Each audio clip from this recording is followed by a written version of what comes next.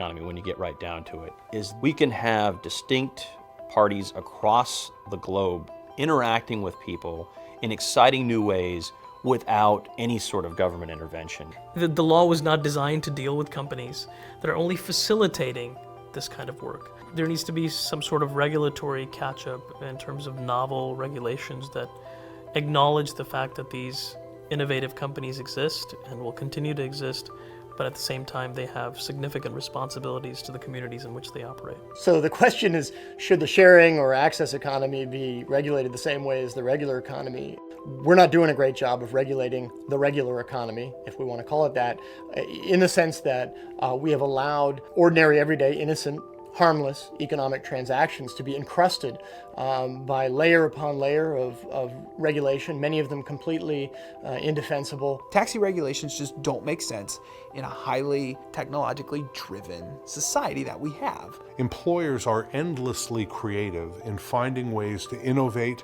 around and with regulations. At the end of the day, whether or not they have a good product or a good service is going to be what determines whether or not they succeed.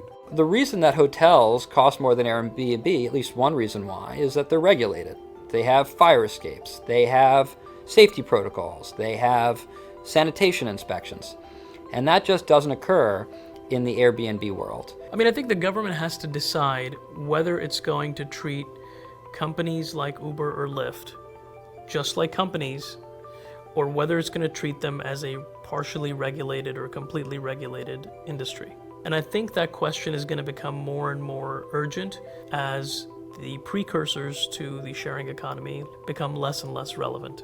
Some people would try to regulate this new economy before we understand it well enough to know exactly how to regulate it because they want to be safe and not sorry. But what are we really afraid of? People's main question is, isn't that dangerous? So I kind of explained to them, like, it's dangerous everywhere you go. When you get on the train, when you go to work, when you get on the airplane, you're next to strangers. Strangers are everywhere. You know what I mean? As for regulation, says Nick Grossman, they are self-regulated by the customers who publicly rate them. The major innovation is this idea of generating trust and safety. If you're a bad actor, we'll know. And if you're a great actor, people will know that too. If you think you've been mistreated or harmed or abused in any way, you can give instantaneous feedback to the platform to say something didn't go right here. There's always a trade-off between making things safer and making them affordable. And there's always a trade-off between government regulation and freedom of choice. And that's something as a society we need to reevaluate now that we have new tools to have new choices.